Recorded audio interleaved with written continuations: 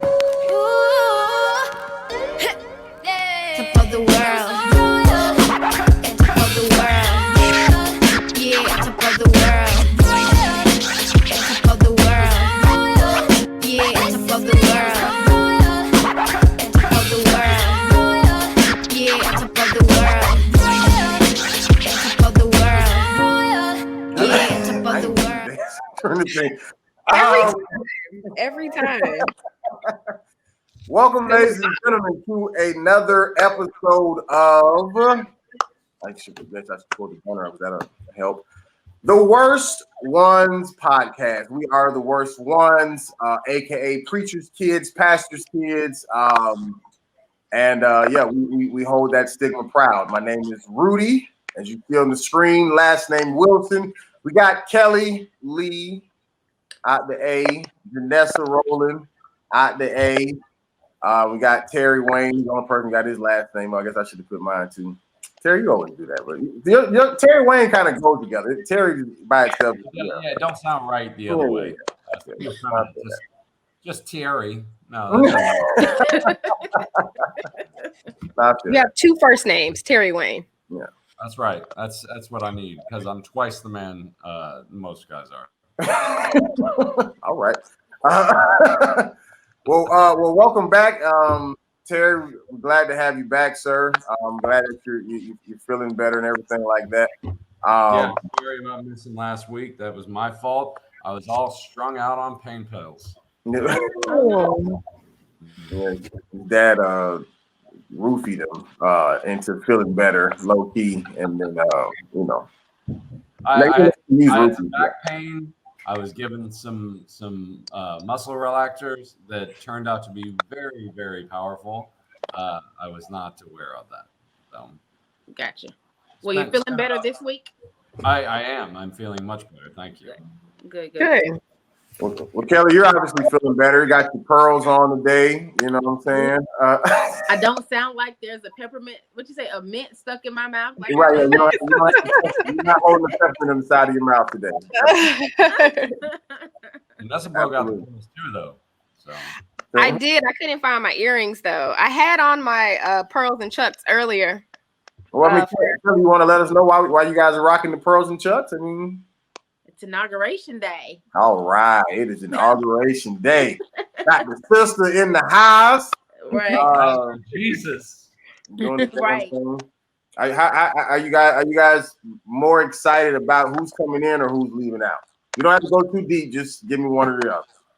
Get the little orange man out. All right. Let's go back to being normal again, where politics is boring and nobody talks about it. Gotcha. I don't know. Yeah, I'll say both. Equally? You think it's equal? It's a big day. It's a huge day. But if you had to choose one, it's no right or wrong answer. Just if you had to choose one, are you more excited about who's going out or about who's coming in? Look, in the words of Michelle Obama, when they go low, we go high. So I'm going to go with Kamala and Uncle Joe. I'm going to go with them. Gotcha. I would agree. I kick them when they're down. Thank God. I agree. See a Black woman, an Asian American woman, a HBCU graduate, my sorority sister, as the Vice President of the United States I'm just absolutely speechless in awe. I mean, that means way more than that other man leading. I mean, yeah. Bye. Well, yeah, you say that because he didn't come to where you are, but he lives 3 miles away from me, right? Oh. How unfortunate. Yeah. Well, hopefully he'll be arrested very soon. The highway shut down when he came home this morning. Hopefully he will be in jail soon, so he won't be living 3 miles from you. Too long. Hopefully not. But hey, how great was that Amanda Gorman speech or the poem? Amanda Gorman. Oh my gosh, it was phenomenal. Phenomenal. I don't. Very what? I don't know what it is. I'm sorry. No, She was part of the program. Talking about Christmas trees and how great they are. She was on the inauguration. Yeah, Oh, got you. Okay, it was awesome. got you. How long does the inauguration usually last? Like an hour or something like that? Yeah, it was about an hour. Oh, okay. I think. Yeah. Wow, I mean, it depends on what coverage you watch, because some like CNN had like 4.5 hours worth of coverage. Yeah. I'm like, what? It was like a UFC fight, where they got 4 hours. You pay for the pay-per-view, but it's 99% Bud Light commercials and then 45 seconds worth of action, kind of like that. Gotcha. Yeah. It So, was but kind of, it's a couple of day event. Like I remember when I went yeah. for Obama's, so there's balls and galas and Right. parade and so the actual ceremony itself I think was like an hour. Gotcha. It's all. How did they do as far as like was it people there this year? Like was it a lot? I guess is what I'm saying, because of COVID or whatever. How did they work that out? So from what we could see in the crowd, definitely people there. It seemed like they tried to social distance by family. At the end, though, everybody was hugging and talking like it was a reunion. I mean, everybody had their masks on. Yeah, they didn't allow a crowd at this one. It was more like Congress. It was the House, the Senate. Everybody that went had to have everybody. I know this. I know that everybody that went had to have a negative COVID test. Everybody had to be masked up, and then instead of having a crowd in the National Mall like they usually do, they put 400,000 American flags out to represent the people that have died of COVID this year. So I mean, it was like a classy move, Plus, you know when you're going to overthrow democracy again, so better just stick with the flags this time. Exactly. Okay. But have you seen? I think 7 HBCU bands are going to be performing for the virtual inauguration ball, so I'm excited about that. I think it's FAMU, of course, Grambling, makes sense, Tennessee State, maybe Southern. Who are the Jaguars? Is it Jackson? Southern is, I think Southern is the Jaguars, I believe, or it's one of them schools in Louisiana or something like that. Here, I got it right here. Okay, we got Jackson State Sonic Boom, Southern University Human Jukebox, Howard University Showtime, Grambling State World Famed Tigers, South Carolina State the Marching 101, FAMU the Marching 100, and then the Tennessee State Aristocrat of Bands. They ain't got air waters on there? No, they ain't make it this time. First of all, we was at Battle of the Bands every year. You know what I'm saying? We was the marching 32, but we was out there. You know what I'm saying? Y'all better march. Hey, for real. No, our band was popping for real. Like they were small, but they literally went to the Battle of the Bands, the Honda, whatever it was, in Georgia Dome. And we had this group called the Purple Thunder, which is our plus size women dance team. Okay. Showstoppers. You hear me? I'm not even kidding. Every time we would be at halftime in the locker room, we knew when the Purple Thunder was on the field because you could hear the crowd going crazy. Really? Like, on away games, like the crowd going crazy, and it'd be the Purple Thunder, Showstoppers. So yeah. Shout out to Purple Thunder. Do they still perform? Because I would like to see them. Right. I said I'm gonna have to Google it. What you're saying is you always knew when the plus size girls were on the field because you could hear it. See what I'm saying? But then you're trying to tell me I go too far. That's what I'm saying. Like it feels like that was like nowhere near necessary. Oh, all right. That's all I heard was like, oh my God, he's about to be offensive. And then you weren't, and then I had to be. So but thanks for making me you always try to make me offensive. I don't be saying anything wrong, but your mind be like, oh yeah, that's Rudy's here with me, and I don't be there. He's just cute. But I'm gonna let you have it, kid. You know what I'm That's fine. I'm fat and old. I'm allowed to say just about anything these days. Janessa. Yes. I'm officially putting the ball in your court. Wait, before Janessa's court, I want to say something else. Before her court. Yeah, before the ball is in her court, before it's her turn. So I understand, Rudy, that you graduated in the last week or so. Yeah, Saturday. Mm-hmm. Congratulations. Appreciate it. Oh, Appreciate it. yes. Congratulations, Rudy. So where did you graduate from? What degree did you receive? It's Master of Filmmaking from.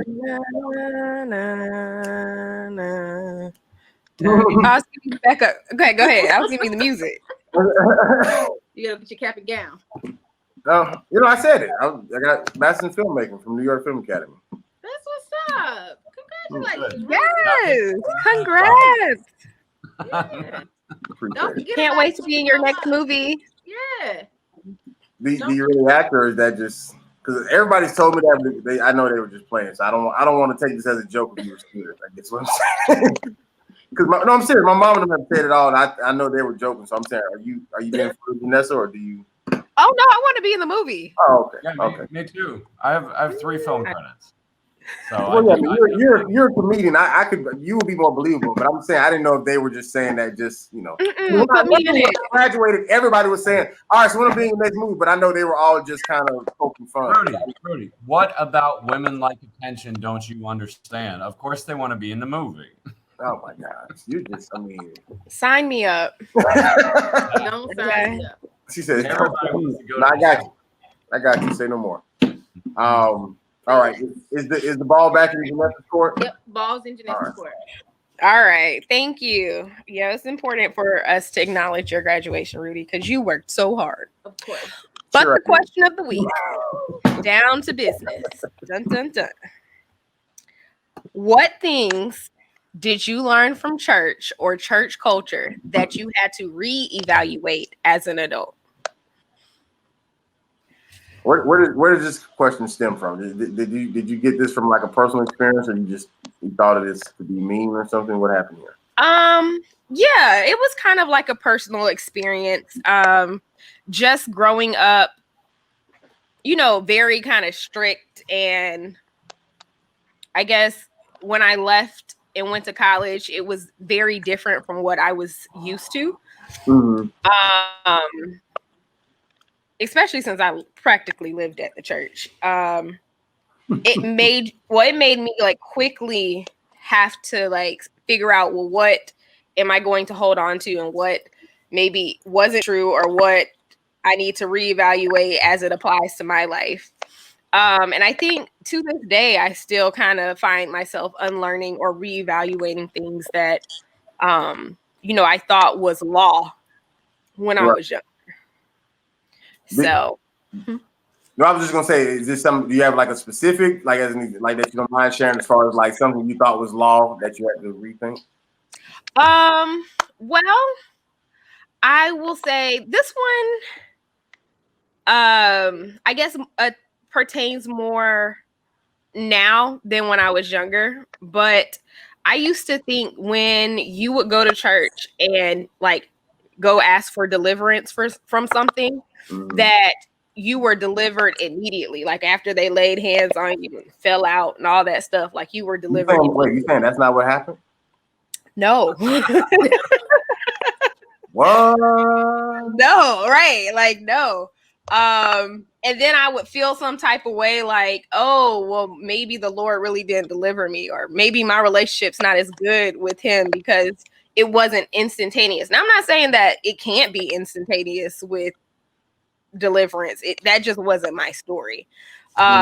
So after I would kind of go through those church services, and we've all been through those types of services, and I would kind of still struggle with whatever I was struggling with, and it just made me feel like like I said, my relationship with God wasn't real, maybe, or strong, or I wasn't doing something right, when in reality, like, sometimes, it's more than just saying you're healed. Sometimes you need therapy. Sometimes you need a therapist. Like sometimes you need to talk through what you've been through. Or sometimes you're not in a place, honestly, where you're ready to deal with that trauma. I'm sorry. Kellie looked like she going into work mode. Like you need, as soon as you said therapy, okay, let me start evaluating. Okay. Like you look locked in. Like she was this close to taking her earrings off. I swear to God, I saw it too. Like she was about I love you saw it, but I know. I mean, that's my girl. I know. I was engaged. But I would also say even therapy sometimes in the church is like shunned upon, or you're kind of just said all you need is Jesus. Like, you know, that's a taboo topic in some churches, not all. Yeah. I think churches today are kind of moving towards being more receptive to that resource. I mean, my mom's a therapist, so I mean, for me that wasn't too taboo, but I'm just saying, like, I thought sometimes it was like one way, and then it wasn't until I got older that I realized that, you know, there's multiple ways to get where you're trying to go to. To skin a cat. Yeah, but I mean, that's I said multiple ways to skin a cat. No, but go ahead. Yeah, that's what I'm saying. Is that's the same thing about the religious people I talk to that are like, say, like climate change deniers, right? And they're like, well, God's got this. God's got this. You know, we don't have to worry about it because God's got it. Well, at what point is it on you to be a good steward? You know what I mean? And make wise decisions. It's like that old joke. Have you ever heard that old joke, ladies? I'm sure you have, Rudy, just being a comic. The joke about the guy who's drowning in the ocean. He keeps praying for help. And the help keeps coming. Yeah. Boat comes by and says, no, God will save me. Oh. Tell her the joke. Ellie says she hasn't heard it. Another boat comes by and he says, no, God's going to save me. He keeps praying. And finally a helicopter comes. Says, man, let us rescue you. Let's help you. And he goes, no, God's going to save me. And so the helicopter leaves. Eventually, the guy drowns. He gets to heaven. He finds God, meets him, and says, why didn't you save me? I prayed all that time. And he says, well, I sent you 2 boats and a helicopter, man.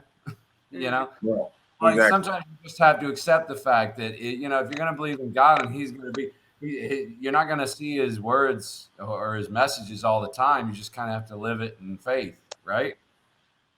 So it's like that same thing when I hear people say things like that to me. It's like, well, come on, man. He gave you the brain so you could use it, not sit on it, right? Yeah. Right. Yeah. No, I agree. I aggravates me. Sorry. No, I definitely see that. No, because I feel like it's similar to like, well, maybe it's not similar to like, but this is something that I may have to reevaluate. Like the statement that people make where you say like, God knows my heart.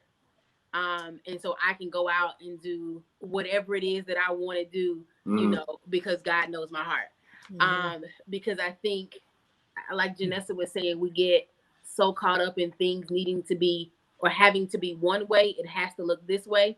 And even in, you know, in the joke, you know, I guess he was looking for God to come down and Jesus to come down and walk on water, him and Peter, you know, and do that whole thing. He wanted it to be the way he wanted it. Not the way he was given it. You know, the difference. Right. You know, and I think, you know, I would agree. Sometimes in church, you condition to see it has to happen this way. Like I said, when I go and I fall to my knees and I cry and I scream, Lord, help me. And I want to, you know, forgive me of my sins, that boom, right there, I'm no longer addicted to drugs, alcohol, sex, gambling, or whatever. But there's work that has to go with that too. So I like that one. That was a good one.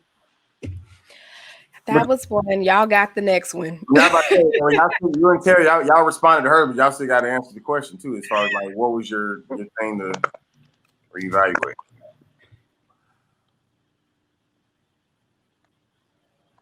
Whoever wants to go. I was saying. Rudy, you have to answer too. My internet froze, so I just got back. Oh, yeah, no, I was just saying that she was still asking a question in reference to like what was something you had to reevaluate that you learned from like church culture or whatever, and you reevaluated as an adult.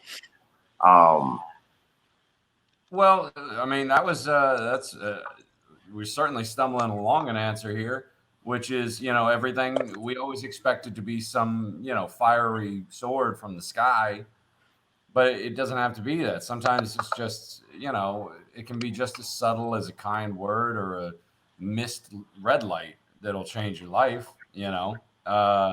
So like, I guess to me back then, like the main thing that I had to learn was, I don't know if this was your experience in the church as well, but privacy was a big thing that I had to kind of get used to, because everybody knew everybody, everybody knew about everybody. Gossip was in my church, and most of the churches I went to, gossip was, you know, it was bedrock. Like everybody talked about everybody, and you know, and kind of stepping back from that, I had to kind of reevaluate what it really meant, because a lot of people just use the church as a social club, you know, where they can go and meet people or get jobs or work or this or that, you know, and just be social with one another. But I never really looked at it that way. To me, it was always about the spirituality. It was always about the, you know, the connection to something bigger.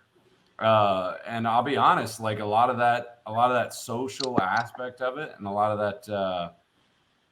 that gossip and the rumor mills and whatnot, it really turned me off for a long time to the church, just because I always thought it was supposed to be about something bigger than all of us. But a lot of people get wrapped up into it. So when I was out of the church, I kind of had to, you know, come back down to earth, where I'd have friends and I'd be, what, you don't know what's going on in his life? How is that possible that you don't know what's going on with him? Because I thought aren't we supposed to know everything about everybody all the time? It's like, no, not really. Yeah. But I mean, but that's inside and outside the church. I mean, that's just how people are. You know what I'm saying? Like people just love to just know about other people all the time. And honestly, and I don't judge anybody for it, but like for me, like I've just never like just been into gossip, whether it's on a personal level or even celebrity gossip. Like I just never cared enough. But what I'm saying is, but I mean, my mom, like, you know, Reese, whoever, I mean, they talk about stuff all the time, and not that it's in a negative connotation. I'm not saying that they're bad mouthing somebody, but I'm just saying being in the know of what's going on. Like this person doing this person doing this, this person doing this. You know what I'm saying? That's just people. You know what I'm saying? And I'm not saying that this has nothing to do with how you. No. You're hitting on something great, because it's like at the same time, where I was, I had to learn to not judge those people for judging other people. You know what I mean? Right. It's like two wrongs don't make a right. So it's like me judging them for judging others. Like every time I'd hear a couple of women saying like, "Oh, did you hear about her husband? Yeah, he stepped out with his secretary or whatever." Right. You know, and I'd be like, "Oh, how can you do that? How can you talk about people's lives like that?" And but at the same time, I'm doing the same thing to them. Do you see what I mean? So it's like what is it? Wrath begets wrath, and love begets love. So it's like maybe if I would take a second and not judge them so much, maybe they could learn a lesson about not judging other people so much. Or you would just benefit from not judging them. They probably would just still judge or do whatever they want. I mean, they probably won't change this. Yeah, we lost Kelly. But yeah, no, but just to try to just to touch on the gossip thing even further. I mean, I think it runs so big in the church, or just it's just say a thing in the church, because I mean.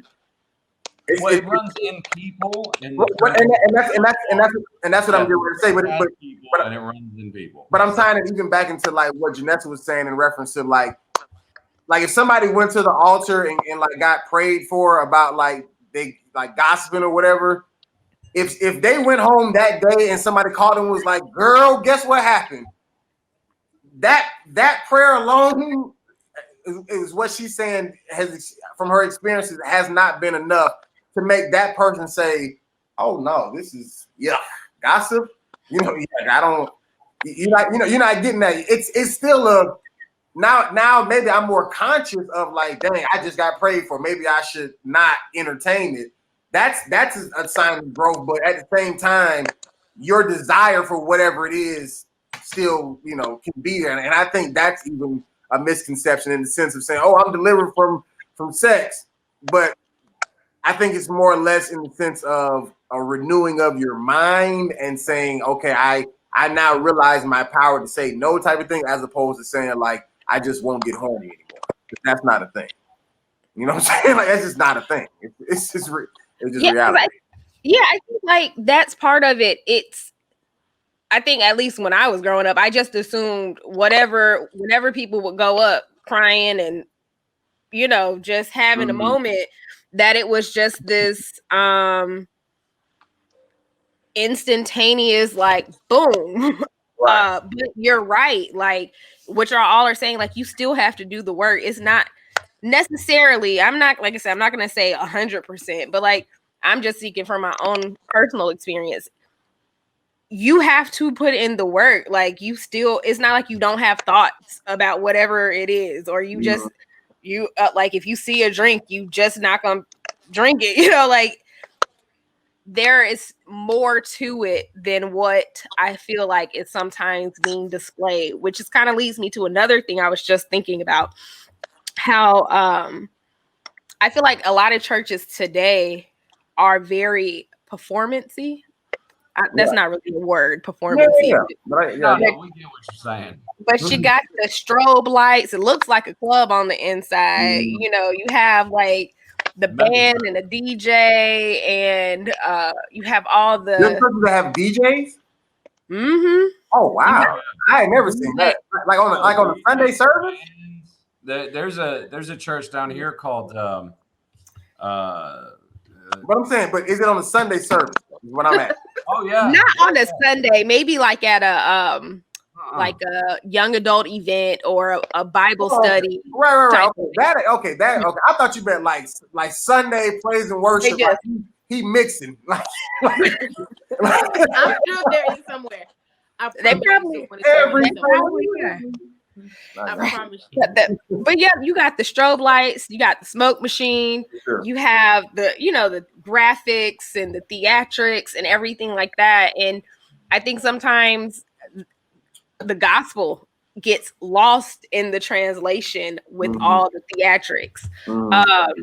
And so I know that's something, I think that's kind of like a reverse thing for me, is when I go to churches now and they have all of that, I'm just kind of like, what is this? Like, I'm used to the deacons singing the hymns and, know. Right. Well, church is an industry. You got to remember,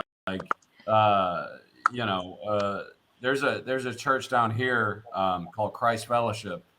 I don't know if you're aware of it, Rudy. It's pretty big. They've got like 5 or 6 different campuses. Each one of them is bigger than the last. Like they've been known to buy out like a super Target or super Walmart and convert it into a church. And then they have stage production. It goes out webcast. It goes out on local television. Like it becomes a production. So yeah, obviously something's gonna get lost there. It's kind of like we were talking about when I went. It was all it was all used to be about the spirituality of it and this and that, but it turns into a business like everything does once it gets popular. Gets popular, it becomes an industry. No, that's facts. I mean, it's definitely the lights and the glitter and the glamour is definitely to draw people in. It's definitely to make people say like, and not that like it ain't not that you can necessarily then just like not have good music or have bad preaching. Like you have to follow up with whatever, but it's you dangling the the bait type of thing. You know what I'm saying? Because people like. You know what I'm saying? Like if you had a nice 2-bedroom apartment or a nice little apartment complex, whatever like that, that would only be impressive to somebody if they knew like this was your first apartment. You know what I'm saying? But if you was like 40, nobody would care. But if you had a big house, now we care. You feel what I'm saying? Perfect example. Do you guys know who Joel Osteen is? Of course. Mm-hmm. Yeah, the televangelist. He's got a $20 million church in Texas, and after the hurricane, he refused to lend aid to victims by using the church as a staging center. And it's like you might have lost the forest for the trees there. You know what I mean? Right. Because here it is, your neighbors are in help, and you're to be a good witness, and it's like this is the perfect opportunity to literally help those in need.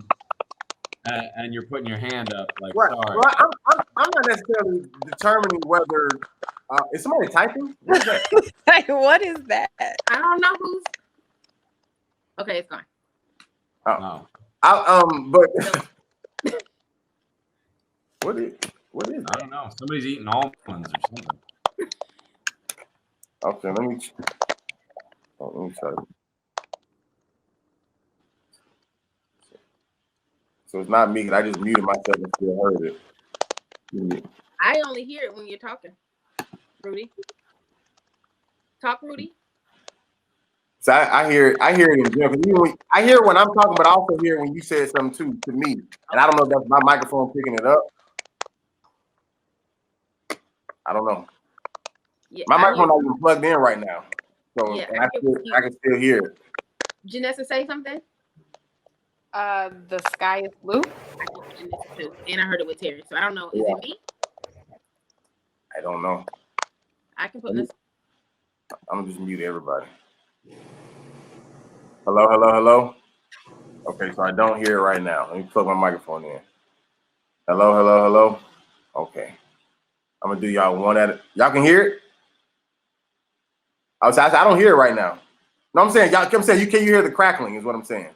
You don't hear it. Okay, I'm gonna do y'all one at a time.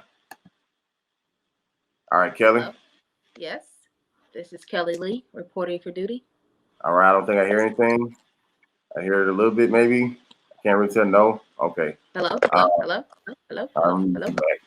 Dude. Oh, Janessa, unmute yourself. Hello. The sky is blue and green. Fine. Okay, and then Terry. Do me one at a time. Everybody. Yes. Everybody say some hello, hello. Hello, hello, hello. Hello. Hello.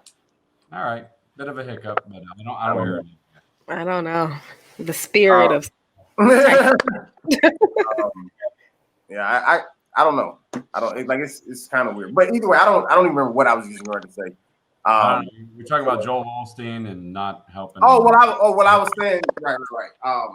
I was saying that I'm not necessarily pinpointing or determining if just say the people who have the glitz and the glamour are using it to draw people in and then treat them like crap when they need help. I'm not necessarily going there. I'm just simply saying that to Janessa's point, like, and even your point about it being a business, like that's not there because they saw in the scripture that lights or whatever and smoke bring the aura of Jesus in the room. You know what I'm saying? That's because we know people like this. Boom, we bring them in, and then from there, even if they then are still delivering a good message, they don't have to necessarily be scam artists. You know what I'm saying? But it's still, because it is a business, you do need tithe payers to keep a church going. You know what I'm saying? Like, you learn about the principle of tithing through the Bible, but in reality, your tithe is helping paying bills, helping keep the doors open, helping feed the homeless, whatever the case may be. Like, it's being used for, I just say relevant things outside of just, meeting the storehouse per se. Hey, where much is given, much is required. Right.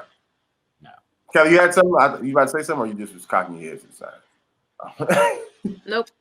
Gotcha. I think I had some. I can't. That's Kelly talking without talking. No, it's really just my head is big, and so it needs to lean the rest. my head is big. Like an orange on a slinky, just bobbing. It really just needs the rest. My head big. So I was going to allow you to, I guess, go ahead and answer. And only reason because I just feel like my response not my response may be long, but it may just lead to just Well, I can go because mine kind of piggybacks on Terry's and Janessa's, and really Terry's, just in that that judging piece. And so you grow up in the church with strict what's the word I'm looking for? Strict views on sex, strict views on drugs, strict views on drinking, on sexuality, on all of those things. where I found that when I got into college and really grad school, when I moved away from Atlanta, those things were some of those things were challenged. You know, and so I had to think outside of kind of religion, and go into kind of spirituality in my personal relationship with God and figure out how I felt about it, versus what I grew up in church learning, and found that some of it was consistent, some of it was different. There are some things that I think something that was hard for me, you know, and even when we talk about church culture, like my dad was my youth pastor, you know, and so there's some things, and my mom is one who has really strong opinions about things. And so there's some things that I differ, I have a different opinion on than they do, which is hard. And so they meaning your parents or they meaning my parents. Okay. They meaning my parents, and my dad is the pastor of the church. How he, not to say how he runs his church, but just like I said, just different opinions on things. And so I think that was something hard for me, because you know, growing up, things are really black and white. You do this, you don't do this. You know, and so then in college, when I go to a party, you know, and I'm offered alcohol for the first time, you know, then what do I do? Right. You know, and so there was only so long where I said, you know, where I would go to the parties and didn't drink, you know, by nerd. February. Can I stop you real quick to ask you a question about that specifically? When your parents were giving you the lessons, let's just say about like drinking or whatever. So are you saying it was more or less like don't drink because it's a sin, as opposed to they never gave you the lessons on if you're at a party dealing with drinks or whatever, this is how to handle it responsibly? Like you never got that. You just basically got the flat out don't do. So my parents are two totally different people. So my dad is very spiritual. My mom is very real, you know. And so my dad usually, you know, but and my dad is real too, you know. And so, but he'll definitely come from the, you know, don't drink, don't, you know, those type of things. Where my mom was more of a, you know, like I said, this is how you drink responsibly. You know, if you decide to have sex, wear a condom, you know, use birth control, you know, I had more of those conversations with her. But the message was always, you know, pretty much don't do it. And so when I got, like I said, when I got into college was probably one of the first times that I was faced with some of those decisions. I kind of had to kind of strip away that church, and then evaluate what that looked like for me. You know, when in college is that time where, you know, you kind of go off the rails, you're kind of out there, you're exploring, and you're doing a little bit of everything. You know, and so having to, I guess in that struggle, because even in college, I still very much went to church every Sunday, because that's what I did all of my life. Did you do it out of like obligation, or did you necessarily want to? Like did you probably feel a like, bit of both? you know, okay, probably a bit of both, and I wouldn't even say obligation. Maybe I don't know if obligation, more it may have been more like routine. Is what you. I'm saying, but would there have been like a conviction? I guess what I'm saying, like if you didn't go, Yes. Okay. Yeah, for the routine, yeah, in the beginning for sure. You know, and so in that time where I had to find Jesus for myself, I had to kind of strip away just church and religion and those type of things. And so that was hard, and that was a struggle. And even now, you know, as I continue to grow and evolve in my thinking and my beliefs, you know, and as that differs from my parents and home and church and how they do things, you know, it's interesting conversations, you know, that we have or that we don't have, because I don't say anything. But I think that was something that I had to evaluate, reevaluate. I can't remember the exact wording of the question, but kind of evaluate, reevaluate going up. When you became an adult. Yeah, when I came an adult, and then not judging people. So in the beginning, it was like, "Oh, she drinking. Oh, she drunk. Oh, look at her." Or such and such don't go to church on Sundays. Me and Brandy always go, but Lauren never goes. Just kind of getting out of that, that judging, because this is how I was raised. This is how I was taught to do things. So these people are doing this, and and they can't. Yeah. And I think I've said this before. On I think it was the very first podcast, in the clip it that you use, Terry lights a cigarette. And someone says to me, "Did he just light a cigarette?" Yeah. I thought it was about preacher's kids. And so kind of breaking through, those things. You know what's funny is, I grew up with that same thing where we were all, oh, well, smoking is a sin. Really? Because when they wrote the Bible, cigarettes didn't exist. So I don't know how you equate. Like, we kind of put our own values on, especially in this country, over the last couple 100 years, we've kind of thrown our own values into religion to where it becomes this minutia. Like you were talking about drinking being a sin, when, listen, Christ drank wine all the time. So did the disciples. So did holy men back then. Now, it was fortified wine, kind of, it's like a weak version of our alcohol. It wasn't, they couldn't ferment it as much. So it was only about a third of the alcohol content of modern day wine. But it doesn't matter.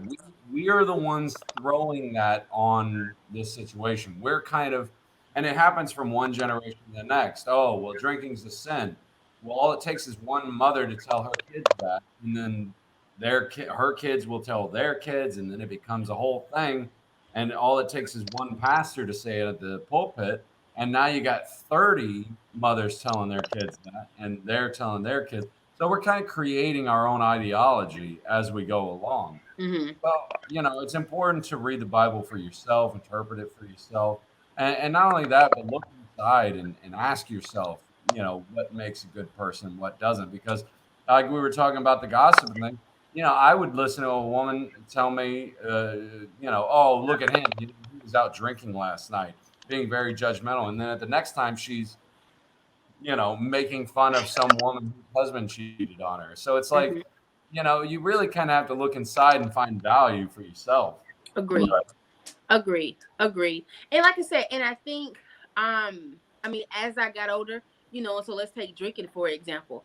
When you tell all my business, but when you get drunk that first time, and you realize why your parents say you don't drink. When you I think that's the hangover. That's the hangover portion. Or even those bad decisions that you make in the midst of all of that.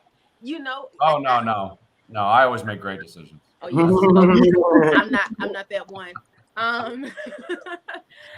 Those bad decisions. I go back and I realize, like, whether, and I can't remember my dad saying it's a sin, but it was always, don't drink, and I see why I shouldn't drink, because so like I said, and having to figure those things out, for myself. What the church taught me, like I said, like Terry said, reading the Bible, understanding it for myself, and then with my relationship with God, and then being okay with that being different from how I grew up, especially with how I grew up is still very much a part of my life, because it was my daddy. And by the way, Kelly, just so you can tell your friend, and I kind of want to know who it was that mentioned that, but that's specifically why I always drink a beer and smoke cigarettes on here, is to let people know, because I want to break that stereotype. I want to help break that in people's minds, that, oh, just because you drink or because you smoke or because you have tattoos or because you have this or because you have that, it means you're not holy. Man, you can go to hell with all that. You really can, because it doesn't matter who you are. The last doctor I saw, had 2 sleeves of tattoos. That wouldn't have flown 30 years ago, but we're starting to grow as a people and understanding that, you really can't judge a book by its cover. You really do have to get to know people, and you really do have to understand the character of what's inside people instead of just what temperamental little judgments you want to throw on them about how you ain't holy because of this or because of that. I told my father years ago, I said, church is no place for Christians. If you really want to be a witness, go out there to where they are, because all you're doing is church is just a big echo chamber sometimes. A bunch of people that already are there to believe what you believe, that already think what you think. And it's good to encourage each other and help each other. Yeah, but the problem's out there. What are you doing in here? Makes sense. Yep. Sorry, I didn't mean to fire you up, but no. I'm always fired. You know that. I know. He said, I want to know who it is. Right.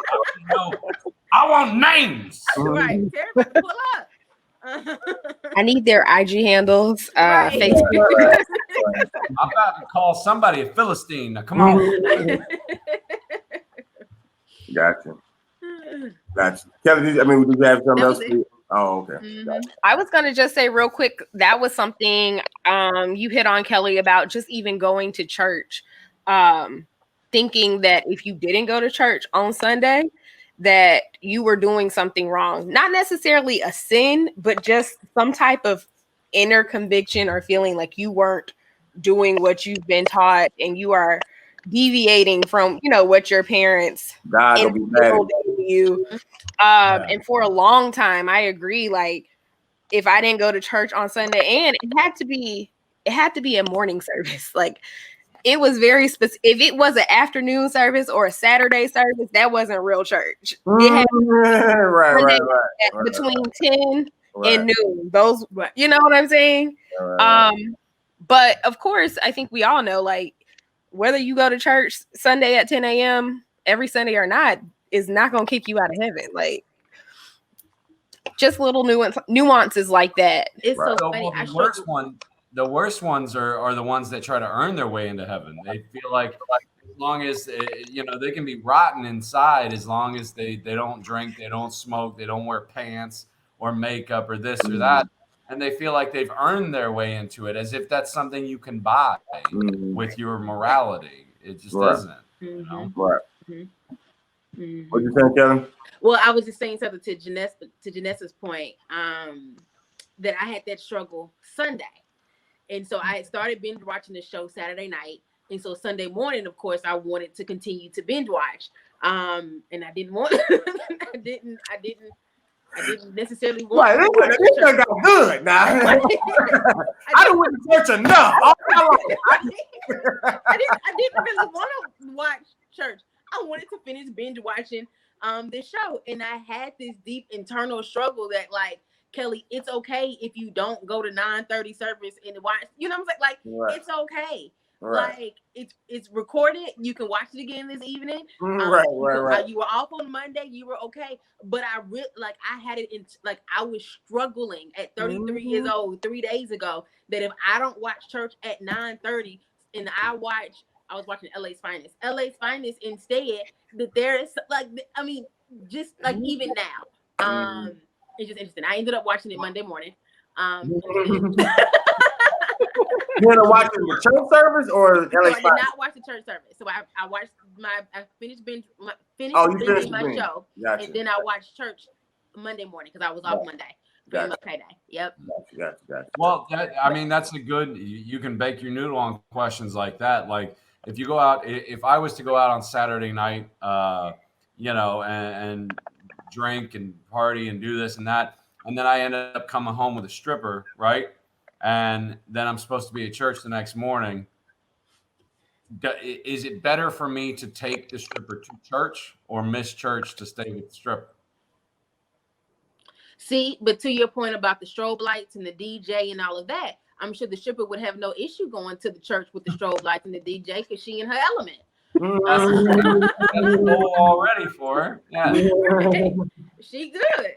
Yeah, but here's my point. My point about and I've said it before to you guys, I wish they would put a bar in the back of the church with a smoking section. You'd get a lot more people there. So what's your real goal? what's your real goal? Are you trying to reach people or are you trying to judge people? Because I know a lot of people that would answer that question like, I'm not going to take a stripper to church with me. And it's like, why not? Isn't that the whole point, to try and get, you know, Mary Magdalene into the service? Isn't that the whole deal? Right. But we get so wrapped up in not the judgment of each other necessarily, but the judgment that we feel from others, from whatever wrongs we got in our life. It's basically a misconception where to what you're saying, like thinking that you walk in with the perfection as opposed to walking in messed up to go get help. You know what I'm saying? Like in most church people's mind, it would almost be as if everybody who was inside of a hospital was not sick. You know what I'm saying? Like you were there because you were healthy, and you made all the sick people stay on the outside. It ain't much of a hospital, is it? If everybody's already well, it doesn't really ain't much of a hospital. Exactly. That's a perfect analogy, Rudy. Perfect. Exactly. I'm with you 100%. I'm gonna try to say mine real quick. Because I know we already like past 50 minutes, and I don't. Usually, when I bring this up, it usually warrants a long question and answering thing, and it's not necessarily controversial like towards you guys or really anybody, in my opinion. But you bring up the whole like reevaluating something. I will have to say that this is something that I have reevaluated more than anything I think I've ever learned in church. And that's basically you're basically taught in church two things, right? You're taught that God is all knowing, you know, like he knows everything. He knew you before you was in your mother's womb. He knows how many hairs on your head. He created you. So on and so forth. He knows the plans that he has for you, so on and so forth, right? But then in the same strength, we're told that we have free will and free choice. Mm-hmm. And my biggest confusion always, I could just never really fathom is, if God already knows what I'm going to choose, let's just say if I'm presented with a situation, how free of a choice was that for me? And I'll even go a little bit further. Even something that Janessa, somebody said earlier, but just in anything in general, like we don't create ourselves. Like Kelly, if you don't like peanut butter, you didn't give yourself that dislike of peanut butter. You were just born that way. You feel what I'm saying? Okay. That's a choice that you didn't make. You're not choosing to not like peanut butter. Your taste buds, you were born with those taste buds and you just don't like it. So you're making the choice not to eat it. But once again, prior to you making your decision, there was a decision made for you. You didn't choose to be black. You didn't choose to be who your parents were. You didn't choose how tall you were going to be. You didn't choose the day you was going to be born. You don't have a choice the day that you're going to die. So this is what I'm saying.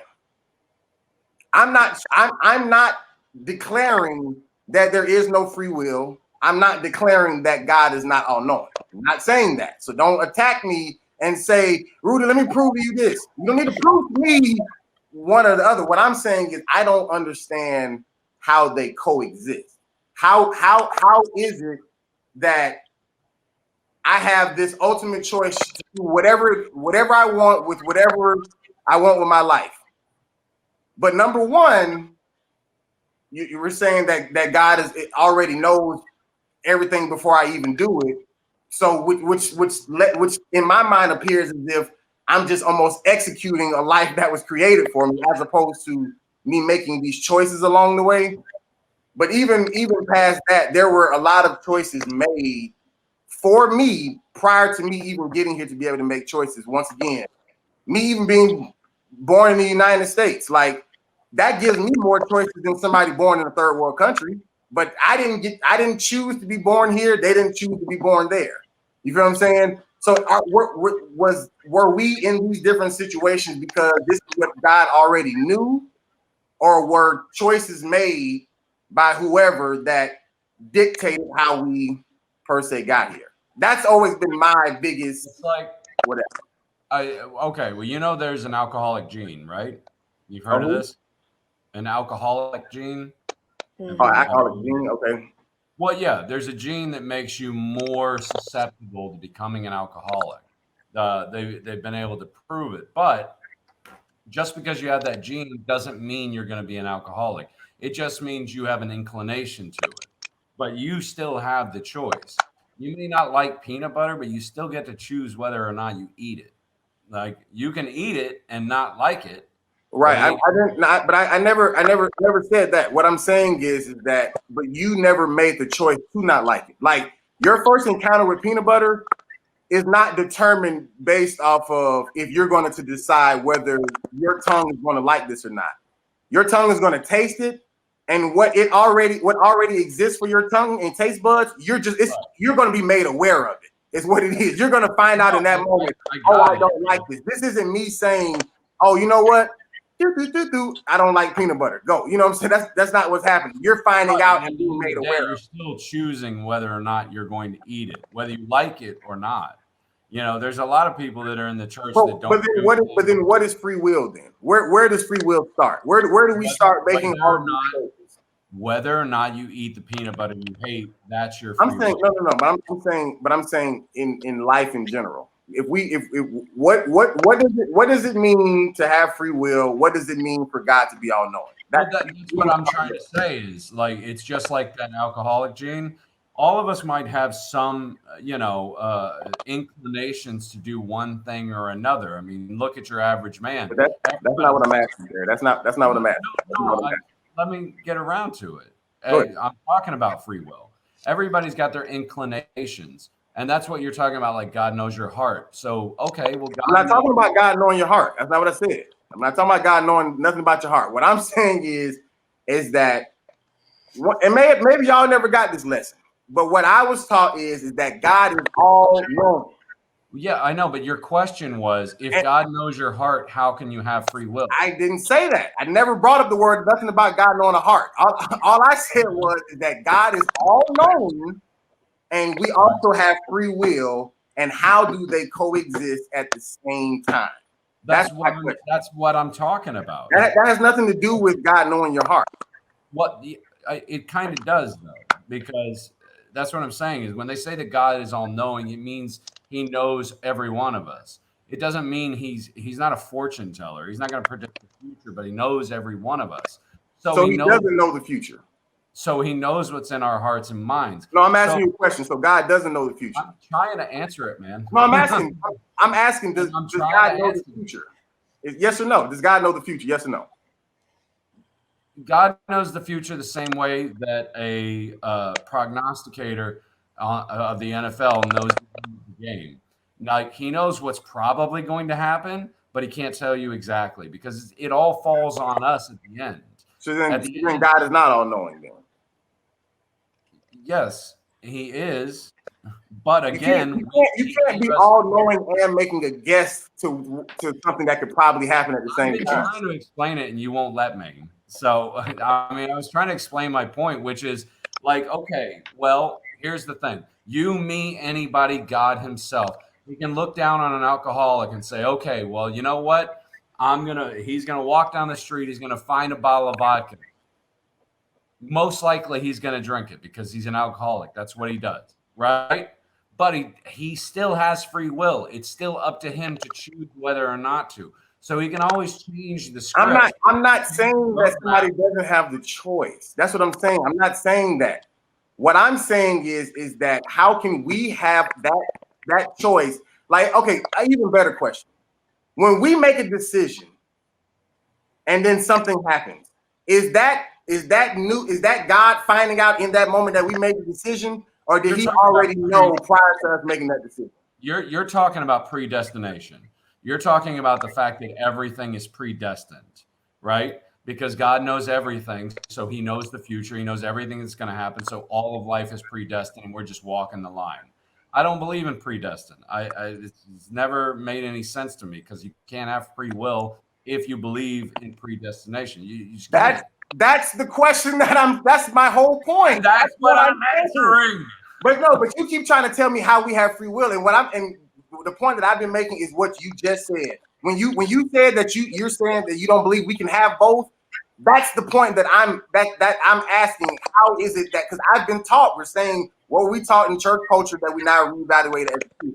I was taught that both always existed. And what I'm saying is I'm not trying to determine which one does or does not. I just don't see how they exist at the same time. That's exactly what that's what I was basically, the analogy I was trying to give is just that. It's that, yes, you can have an order to things and say, well, this is the way the tide is going to flow, but we can change that anytime we want to by changing ourselves, by changing our own instincts, by changing our own desires or our carnal needs, whatever. By changing those things, we can change the way that tide flows. It's still flowing, but we're pushing it in a different direction. Same thing as a dam. Like, I got you. You don't believe both exist. So what about the Kellie and Janessa? Are y'all under the impression that both exist, or what are your thoughts? So I kind of think about it that we do have free will, and I guess in the same way that God knows what's going to happen. So like, sometimes the way I think about it is, okay, Janessa, you can choose if you want to go to college or not. And if you go to college or not, they will both have different paths. And God knows what that path is going to be, whatever way you decide. So I think the way I think about it is that you can choose, and God already knows whatever decision you make, that there's other paths that you can go down, if that makes sense. No. But he doesn't know which path you're going to choose, what you're saying. Yeah, he doesn't know what path you're going to choose, but he knows if you go down this way, then this is your trajectory. And if you go down this way, this is your trajectory. So then God isn't all knowing. Then that would suggest that he's just responding to what it is that we do. Hold on, Terry. Hold on. I'm asking you this. I'm saying, because that would be saying, and I'm not attacking you. I'm just saying in the sense that would be suggesting that, like, once we do something, then he then makes an adjustment, chess move or whatever, as opposed to just already knowing exactly what's going to happen. I mean, that's kind of tricky, because I do believe that God knows all. Like, I think he knows exactly how it's going to play out at the end of the day. He already knows that, but he allows us to pick the path we're going to get to the end result. But I'm saying, but does he know that path before we pick it? Is my question. I think he does.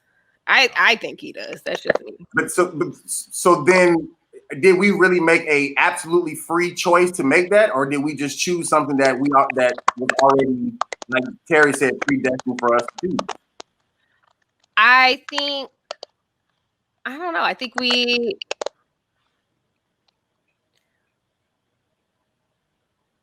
maybe because I've never thought about it this way, I feel like I'm making my own choices. But I also, at the end of the day, feel like God knows the choices I'm going to make. Because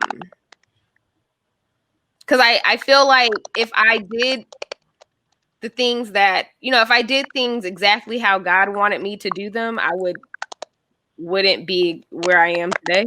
But he has allowed me to make my choices that will some way, somehow still get me to where he wants me to be.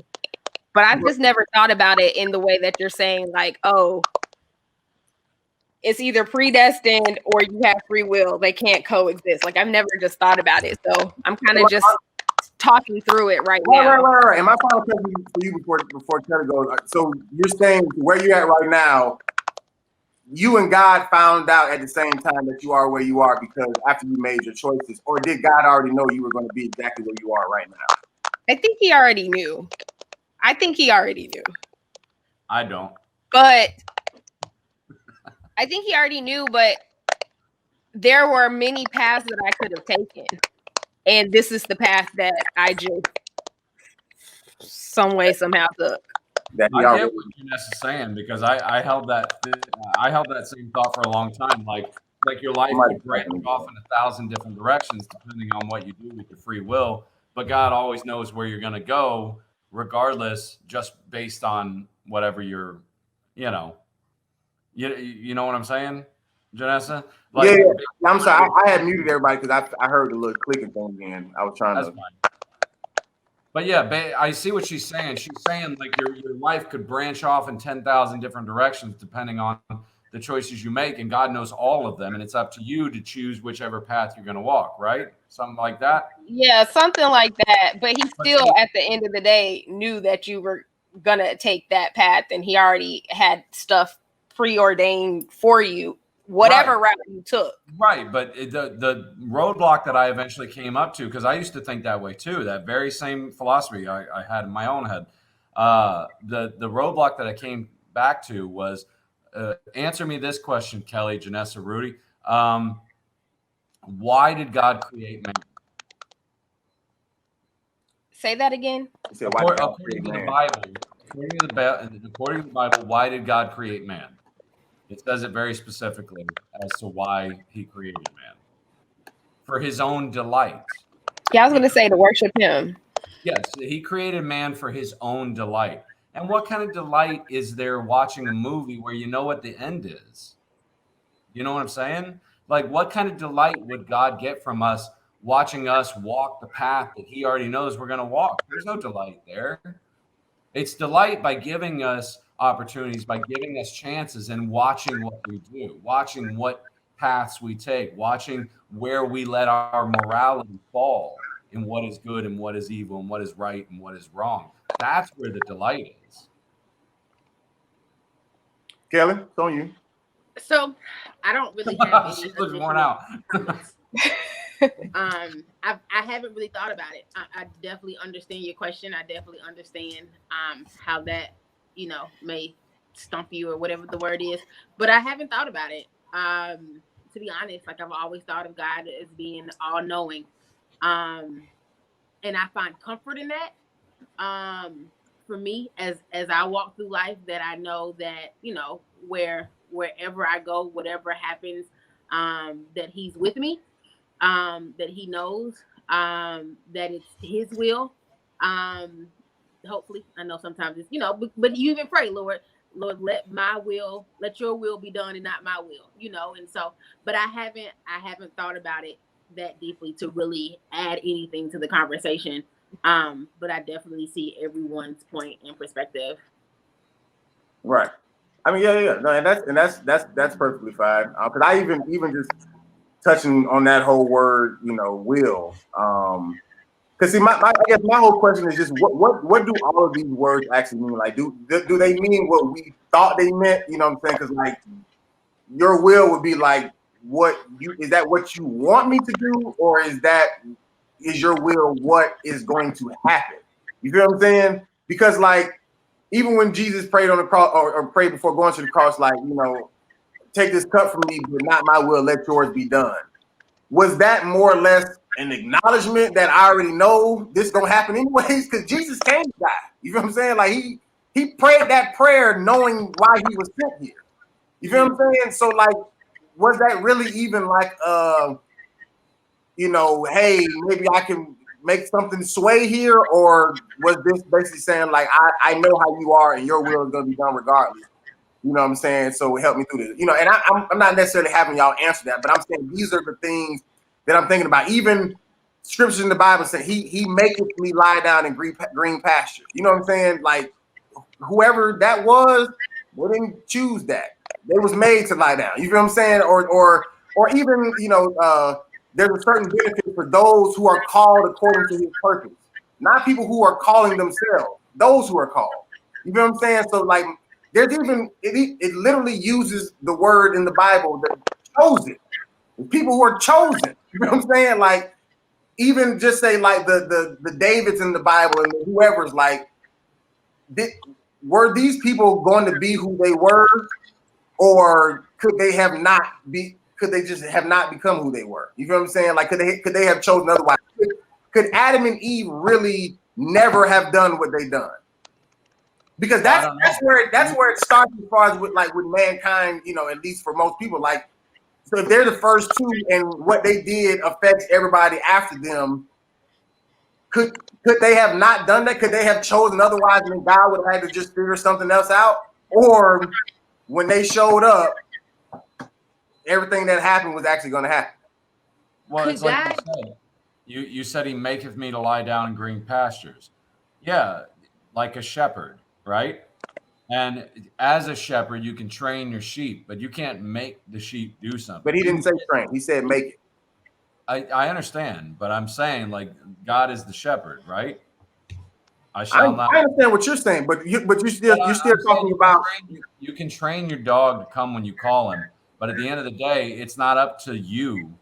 You can call him all you want to, but it's eventually up to the dog. That's not what it said. So that's not relevant. That's not what it said. It didn't say anything about training or teaching. It said make.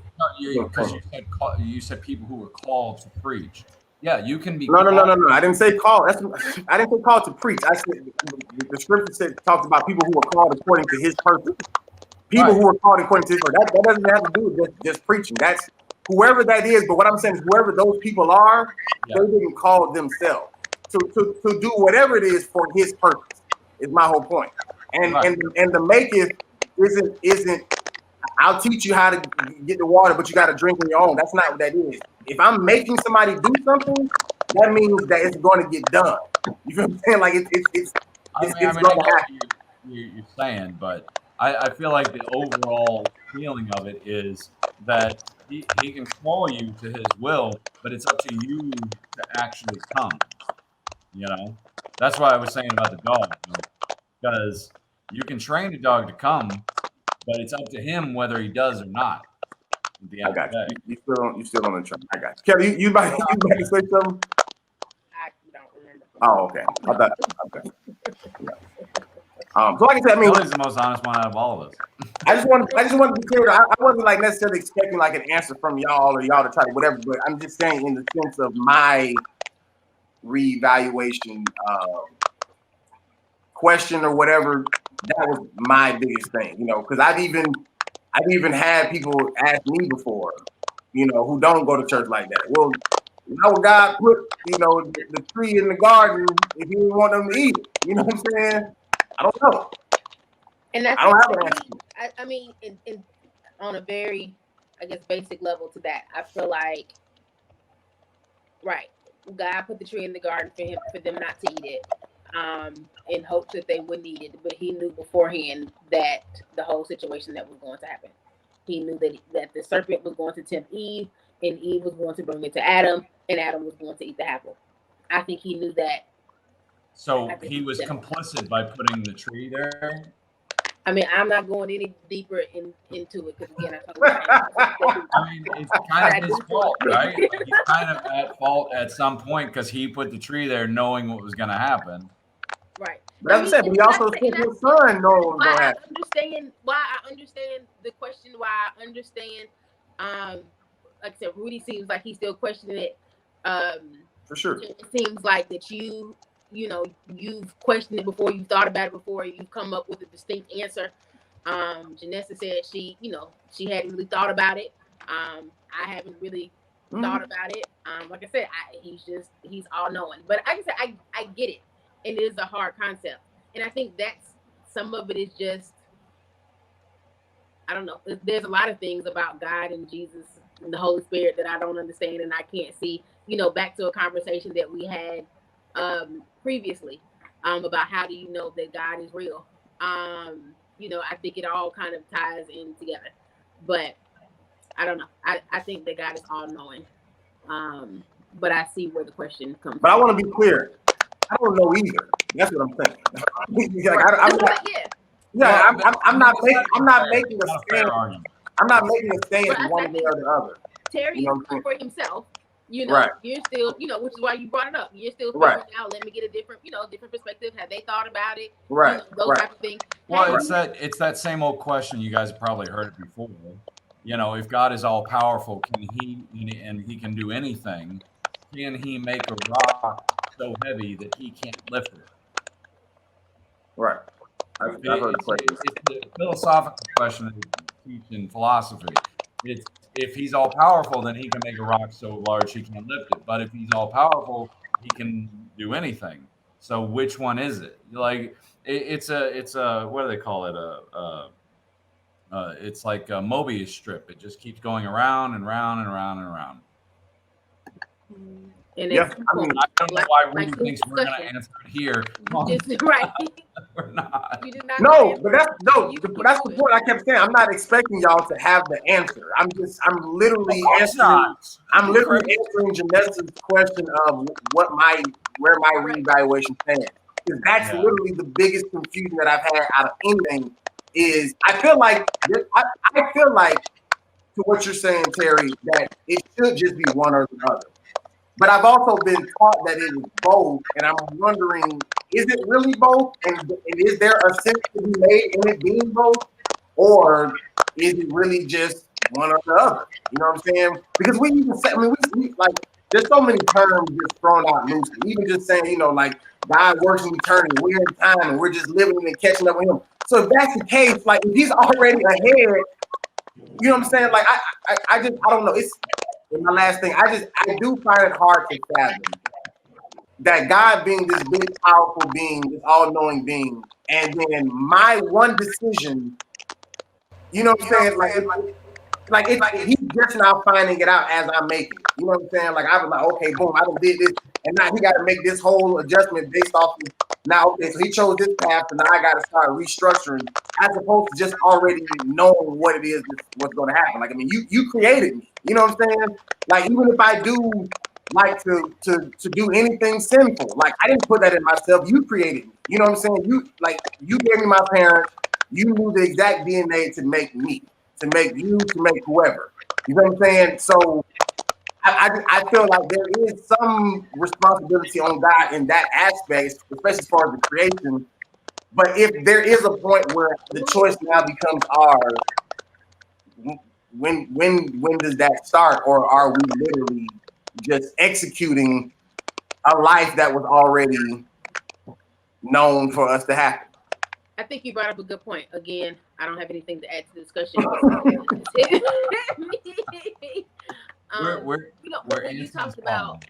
When you talked about God having some type of responsibility, accountability, you know, for who we are, you know, thinking about it that way. Like, again, I've never thought about it that deep. Right. You know, and so if you created me with this inclination towards alcoholism, you know, or drugs, then at what point do you hold God accountable, you know, for me? I've never thought about that before. Right. No, because it's still on you. Even you might have the gene, you might have the predilection to maybe lean towards being a drug addict, or, you know, maybe have an inclination to be an alcoholic. But at the end of the day, you're the one smoking the crack. You're the one drinking the booze. You know what I mean? So I think we just he sets the parameters, just like in an ant farm, right? He sets the parameters, says where we can go, where we can't go, but it's up to us to make the decisions and crawl around. He can't change that. That's what free will is. No. But even that doesn't sound that free, because there's still parameters. Well, maybe that's what you were kind of talking about earlier. Maybe free will is not the way we're interpreting it as free will. Maybe it is free will, like Terry just described it as the ant thing with you can do whatever on the inside.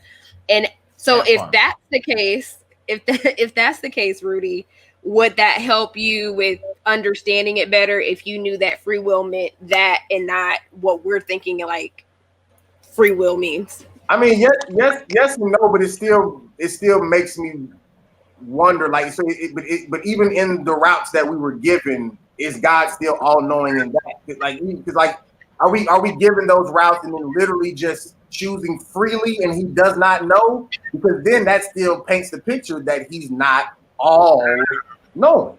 You feel what I'm saying? At least to me is what I'm saying. Like, I feel like you can't be all, but then there be something that, you know, that does not, because then that's not all. You know what I'm saying? Like either you know all or you don't know all. You can know all up until I know up until this point, but then after that, I figure it out from there. Is that a thing? Like, you know, but to say that it's all, you know, to me, I feel like if you're gonna say all knowing, then you know it'll be all knowing. But you know, I mean, that's a good question. I'm gonna run that past some scholars and some pastors, and just see other people's thoughts because I've never thought about it.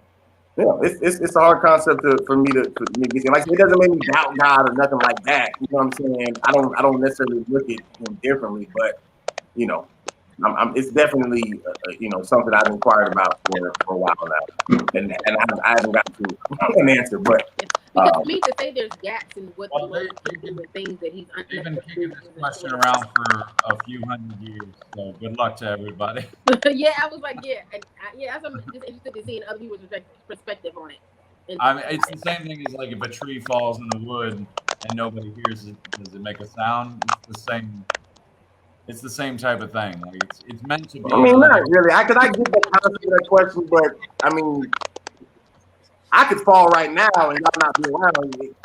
I heard it. You know what I'm saying? Like just because I wasn't around to hear it, don't mean it didn't make a sound.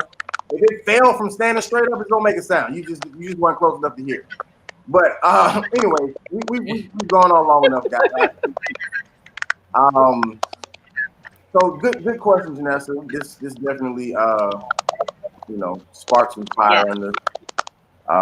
Hopefully, whoever's doing this typing on the typation spirit. I really think it's Kelly's phone. Every time I mute you, it goes away. Like even when other people were talking, because I got you muted right now and I don't hear it. But then it turned off as soon as you muted it. It's back. Yeah.